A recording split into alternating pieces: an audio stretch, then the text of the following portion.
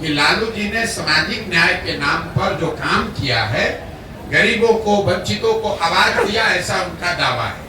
और इस बात के लिए लालू जी का सम्मान होना चाहिए। मैं रोज मन से कहता हूं कि लालू जी का इस बात के लिए सम्मान होना चाहिए कि लालू जी के प्रयास से समाज के कई समाज वर्गों को आवाज मिली, सम्मान मिला, हिम्मत मिला, बल मिला।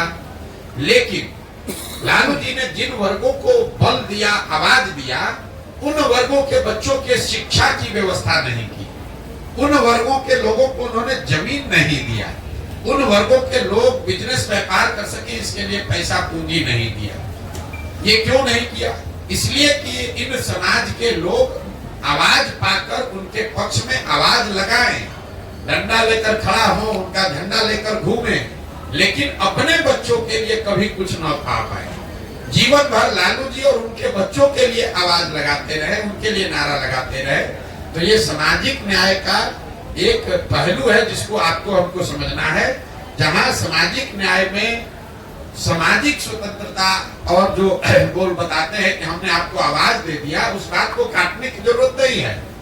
लेकिन लालू जी ने किसी वंचित समाज के गांव में, किसी महादलित परिवार के गांव में, पंचायत में स्कूल की व्यवस्था नहीं की। इस पूरे राज्य में लालू जी ने कभी भूमि सुधार की चर्चा नहीं की। इस पूरे राज्य में लालू जी ने कभी कोई ऐसी व्यवस्था नहीं की कि बैंकों से इन गरीब वंचित समाज के लोगों को सस्ते दर पर ऋण मिले ताकि वो रोजी रोजगार कर सके।